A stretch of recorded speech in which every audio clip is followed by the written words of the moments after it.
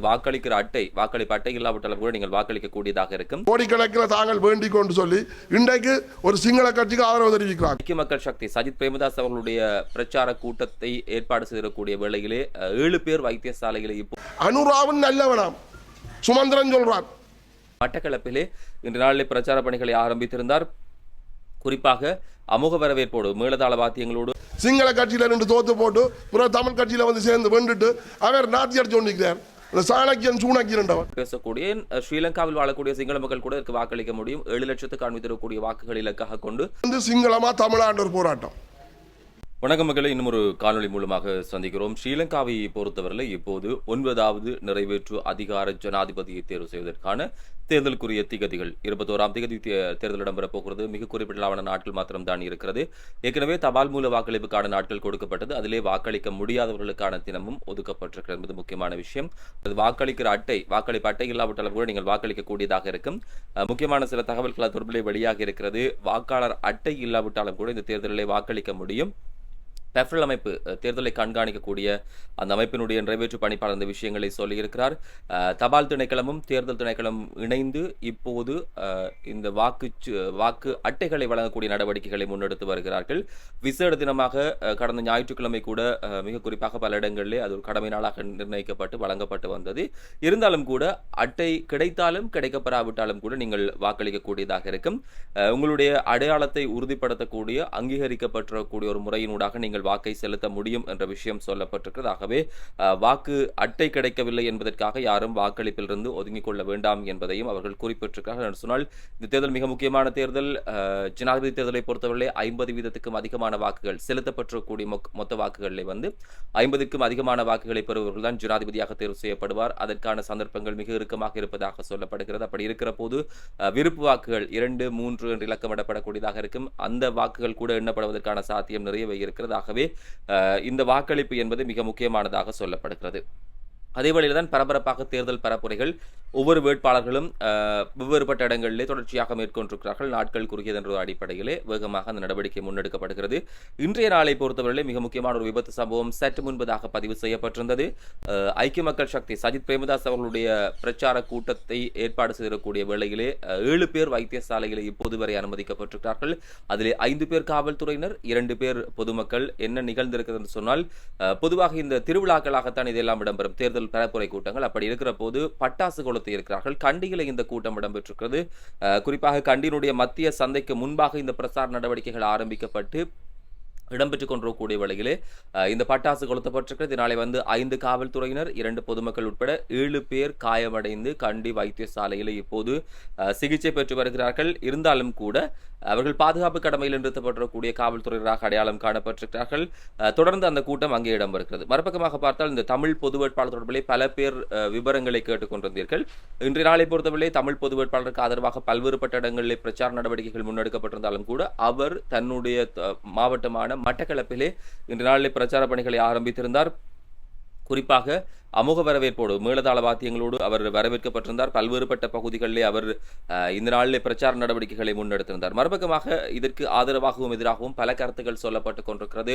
பொது வேட்பாளர் என்கிற நிலைப்பாடு அல்லது அதற்கு எதிரான கருத்துகள், தமிழர்கள் ஒட்டுமொத்தமாக வாக்களிக்க வேண்டும், குறிப்பாக இந்த வடகிழக்கில் இருக்கக்கூடிய தமிழ் பேசக்கூடிய ஸ்ரீலங்காவில் வாழக்கூடிய சிங்கள மக்கள் கூட இதற்கு வாக்களிக்க முடியும். 7 லட்சத்துக்கு காண்பித்திருக்கக்கூடிய வாக்குகள் இலக்காக கொண்டு பணியாற்றி வருகிறோம் 7 அரசியல் கட்சிகள். அதைவிட நிறைய பொது அமைப்புகள் எல்லாரும் சேர்ந்தால் இந்த திட்டத்தில் இப்போது இணைந்திருக்கிறார்கள். வெவ்வேறுபட்ட இடங்களில் அது இருக்கிறது. ஒவ்வொரு நாளும் ஊடக சந்திப்பு இடம்பெறுகிறது. குறிப்பாக இன்றைய நாளை பொறுத்தவரை மிக காத்திரமான பல்வேறுபட்ட விஷயங்களை அவதானிக்கக்கூடியதாக இருந்தது. கருத்துக்களை அவர்கள் வெளியிடக்கூடிய வேளைகளை பிரதானமாக இன்றைய நாளை பொறுத்தவரைகளை நாட்டிலே இருக்கக்கூடிய அனைவரும் இந்த பொது வேட்பாளருடைய சின்னத்துக்கு நீங்கள் ஆதரவாக வாக்களிக்க வேண்டும் என்ற விடயம் சொல்லப்பட்டிருந்தது. வடமாகாண மீனவர் சங்கத்தினுடைய பிரதிநிதி வர்ணகுலசிங்கம் காட்டமாக பல கருத்துக்களை சொல்லியிருந்தார். அந்த பொது வேட்பாளருக்கு எதிரான தரப்புகள் தொடர்பிலே பல காட்டமான கருத்துக்களை அவர் வெளியிட்டிருந்தார் என்பது முக்கியமான விஷயமாக இருக்கிறது. அதை தொடர்ந்து நாங்கள் பார்க்கலாம். ஆனால் இப்படியான விஷயங்களை சொல்கிற போது நாங்கள் இவர் பக்கம் என்றது கிடையாது. நிகழக்கூடிய முக்கியமான விஷயங்களுடைய தொகுப்பாகத்தான் இதை கொண்டு வருகிறோம். யாருடைய ஆதரவோடும் அல்லது யாருக்கு ஆதரவு தெரிவிப்பதற்காகவும் இந்த காணொலிகள் பதிவு செய்யப்படவில்லை என்பதை ஆரம்பத்தில் சொல்லி வைக்க விரும்புகிறோம். இன்றைய அந்த ஊடகவியலாளர் சந்திப்பில் அவர் என்ன விதமான கருத்துக்களை தெரிவித்திருக்கிறார் தொடர்ந்து பார்க்கலாம். நான் நாகராசா வர்ணகுலசிங்கம், வடபராட்சி வட கடத்தொழிலாளர் கூட்டுறவு சங்க சமாசங்களின் உபதலைவர். இன்றைக்கு நாங்கள் பொதுமக்கள், பொது அமைப்புகள், சிவில் சமூகங்கள், பல்கலைக்கழக மாணவர்கள், விரிவுரையாளர்கள், அடுத்தது இது சம்பந்தப்பட்ட வடகிழக்கு இருக்கிற சகல மக்களும் சேர்ந்து தான் ஒரு பொது வேட்பாளரை நாங்கள் நிறுத்தியிருக்கிறோம். இந்த பொது வேட்பாளர் ஊடாக இன்றைக்கு நாங்கள் எங்களோட பிரச்சனைகள் தீர்க்கின்ற மாதிரியும், அடுத்தது இலங்கையில் உள்ள தமிழர் எல்லாரும் இந்த பொது வேட்பாளர் சங்கு சின்னத்துக்கே வாக்கு போட்டு முதல் நாங்கள் எல்லாரும் ஒரு விடயங்களில் ஒற்றுமையாக நிற்கிறோம், பலமாக நிற்கிறோம் என்றதை காட்டுறதுக்காகவும், அதை நாங்கள் பலமாக நின்று கொண்டு அடுத்த கட்டத்துக்கு நாங்கள் நகர்றதாகவும் எங்களுடைய சில முடிவுகள். ஆனால் இன்றைக்கு நாங்கள் வீடு வீடாக சில இடங்களில் 4, 5, 6 நாளாக பிரச்சாரம் செய்து கொண்டிருக்கிறோம். நாங்கள் சில இடங்களுக்கு போனோம். நாங்கள் பலாலி, அந்த பலாலியில் இடம்பெயர்ந்த மக்களை போய் சந்திக்கல. அந்த மக்கள் என்ன சொல்லின்னு சொன்னால், தாங்கள் இதுவரையில் ஒருத்தருக்கும் போட் பண்ணுறே இல்லையா. ஏனென்று சொன்னால் இந்த அரசியல் கட்சிகள் எல்லாரும் தாங்கள் ஓம் என்று சொல்லி எங்கள்கிட்ட வாக்குகளை வேண்டி போட்டு தங்களை திரும்பி பார்க்கலையா, தங்களோட சொந்த இடங்களில் கொண்டே விடுறோம் நாங்கள் காணியில் உங்களுக்கு விடுவிச்சு தரோம்னு சொல்லி தங்களை பேக்காட்டி தாங்கள் இன்றைக்கு சரியான கஷ்டத்தில் இருக்கிறோம். சரியான சொந்த நிலம் இல்லாமல், சொந்த தொழில் செய்ய முடியாமல் தாங்கள் கஷ்டத்தில் இருக்கிறோம். அதனாடி தாங்கள் ஓட் பண்ணுறே இல்லைன்னு சொல்லி நாங்கள் போய்க்க சொல்லிக்கிறேன். அப்போ நாங்கள் சொந்த மக்கள், நாங்கள் அரசியல் கட்சி அல்ல. இன்றைக்கு நாங்கள் இப்படி பல்கலைக்கழக மாணவர்களே இருந்து பொது அமைப்பு எல்லாரும் சேர்ந்து தான் நாங்கள் ஒரு பொது வேட்பாளர் நிறுத்தி இருக்கிறோம். அவருக்கு சங்கு சின்னம் கொடுப்பட்டுக்கு அந்த சங்கு சின்னத்துக்கு வாக்கெடு போட்டு நாங்கள் எங்களோட குறைஞ்சது நாங்கள் வடக்கு கிழக்கு இலங்கையில் இருக்கிற தமிழர் எல்லாரும் வாக்கு பண்ணி குறைஞ்ச 7 லட்சம் வாக்குத்தன்மை எடுத்து நாங்கள் ஒரு பெரிய ஒரு தமிழ் சமூகம் ஒற்றுமையாக நிற்கிறோம் என்று சொல்லி சர்வதேசத்துக்கு காட்டி, இந்த இலங்கைக்கும் காட்டி எல்லாரையும் எங்கள்கிட்ட வரணும். நாங்கள் எங்கள்கிட்ட வரையக்கல, நாங்கள் அதுக்கு உரிய நடவடிக்கை நாங்கள் செய்து கொண்ட காணி விடுவிப்பென்றாலும் சரிதான், காணாமல் போன ஆக்கள் என்றாலும் சரிதான், பெற்றோரால் கையளிக்கப்பட்ட விடுதல் என்றாலும் சரிதான், அடுத்தது இந்த கடல் என்றாலும் சரிதான், சகல பிரச்சனையும் வடக்கு கிழக்கு இணைஞ்சு ஒரு உண்மையாக நாங்கள் சுதந்திரமாக வாழக்கூடிய தீர்வுகளுக்கு எட்டும் வரையில் நாங்கள் இந்த தமிழ் பொது வேட்பாளர் போராடி நாங்கள் எங்களுடைய போராட்டத்தின் ஊடாக செய்வோம். ஆனால் இன்றைக்கு என்ன செய்கிறாங்க சில கட்சிகள், கோடிக்கணக்கில் தாங்கள் வேண்டிக் கொண்டு சொல்லி இன்றைக்கு ஒரு சிங்கள கட்சிக்கு ஆதரவு தெரிவிக்கிறாங்க. ஒரு கட்சியில் 2, 3 கட்சிகள். இன்றைக்கு நாங்கள் தமிழர் எல்லாரும் ஒற்றுமையாக இருக்கிறோம் என்று சொன்னால் அவன் தமிழ் தாய் இந்த பால் குடித்தவனாக இருப்பான். தமிழ் உண்மையின்படி சரியான முறையில் ரோசமான உள்ள தமிழன் சூடு சுரண்டால் தமிழ் தாய் இந்த பால் குடித்தவன் சொன்னால் கட்டாயமாக தமிழ் பொது வேட்பாளர் தான் வாக்கு போடுவான். ஏனென்று சொன்னால் இன்றைக்கு ஒரு குரூப்பு ரணிலுக்கு போடு, ஒரு குரூப்பு சைத்துக்கு போடும். இவங்கள் யார்? இவ்வளவு காலம் என்ன செய்தவங்க? இவங்கள் எல்லாரும் ஒரு குட்டையில் உருற மட்டியல். இன்றைக்கு நான் எனக்கு ஒரு கொஞ்சம் வயசு, ஒரு 14 வயசு அப்படி இருக்குன்னு நினைக்கிறேன். அநேகமாக எனக்கு ஞாபகம் இருக்குது 1977ஆம் ஆண்டாக இருக்கணும். பள்ளிக்கூடத்தில் சேவடி கடற்கரையில் ஏஆர் ஜெயவர்தனா முதல் பிரச்சாரம் செய்கிறார். அந்த பிரச்சார கூட்டத்தில் காசி ஆனந்தன்ல இருந்து அமிர்தலிங்கம், மங்கையர்கரசி, அப்படி கொஞ்சம் அரசியல்வாதிகள் எல்லாரும் வந்திருந்தவர்கள். அந்த மேடையில் முதல் காசி ஆனந்தன் பேசிக்கொண்டு கேட்கல, எங்களது மகன் ஒருத்தர் ஒலிம்பிக்கிறது என்று பெரியவரெல்லாம் பிளேட் அழகிரி போட்டு அவருக்கு ரத்தப்பட்டு வச்சது காசி ஆனந்தனுக்கு. அதே மாதிரி மங்கையர்கரசி பேசி முடிஞ்சு, அமிர்தலிங்கம் பேசி முடிஞ்சு, ஏஆர் ஜெயவர்தனா பேசுகிறவர். ஏஆர் ஜெயவர்தனா பேசிக்கையும் அதுலேயும் ஒரு மகன் போய் கிரிக்கெட் சண்டை பெரியவர் எல்லாம் பிளேட்டால் கீறி போட்டு அவருக்கும் இரத்தப்பட்டு வச்சது. ஆனால் அந்த இரத்தம் ஏஆர் ஜெயவர்தனாவுக்கு ருசிப்பட்டு போச்சு. தமிழன் இரத்தம் இப்படியாக ஒருத்தர் அன்றைக்கு அந்த இரத்தத்தில் ஊரில் வந்தால் அண்டையிலேருந்து இண்டை வரையும் எங்களை மக்களை அழித்து கொண்டு இருக்கிறாங்க. இன்றைக்கு அவற்ற மருமகன் தான் ரணில். அவரும் அப்பேக்கு அவர் கட்சியில் இருந்தவர் தான். அண்டையிலேருந்து இண்டை வரையும் ஜெயானந்த காலத்திலிருந்து எங்களை அழித்து கொண்டே தான் இருக்கிறாங்க. அப்போ அவங்களுக்கு இவங்க துணை போகிறாங்க. சரி, இன்றைக்கு 2 வருஷமாக ஜனாதிபதி வந்தார். ஆதாள பாதாளத்தில் போன அரசாங்கத்தை தூக்கி விடுறேன்னு சொன்னார். தூக்கியா விட்டார். நீங்கள் கொள்ளையடித்து நீங்கள் உங்களுடைய தான் பெட்டியாக கொடுத்துருக்கிறீர்கள். 60 கோடி, 80 கோடி, 120 கோடி, 200 கோடி, 20 கோடி, 10 கோடி. இந்த காசு எங்கேருந்து வந்தது? இது ஆற்ற காசு. இன்றைக்கு மக்கள் இந்த தலையில் வரிச்சு பற்றி போட்டு இன்றைக்கு நீங்கள் கொள்ளையடித்து உங்களுக்கு செஞ்ச ஆக்களுக்கு பெட்டியாக கொடுத்து போட்டு பிறகு இங்கே இறக்கி விட்டுருக்கீங்க. நாங்கள் இன்றைக்கு உண்மையின்படி இன்றைக்கு இந்த சங்குக்கு இன்றைக்கு நாங்கள் ஒரு தமிழ் பொது வேட்பாளர்கள் இருக்கிறோம். உண்மையான தமிழர் நாங்கள் பாரம்பரியமாக நாங்கள் வடக்கு கிழக்கு இணைஞ்சு சந்தோஷமாக எல்லாரும் தலைநிமிர்ந்து வாழணும் என்று சொன்னால் உண்மையாக எல்லாரும் சங்கு சின்னத்துக்கு தான் போட் பண்ணணும். உண்மையின்படி இந்த சிங்கள கட்சிக்கு போடும். இது சிங்களமாக தமிழாண்ட ஒரு போராட்டம்.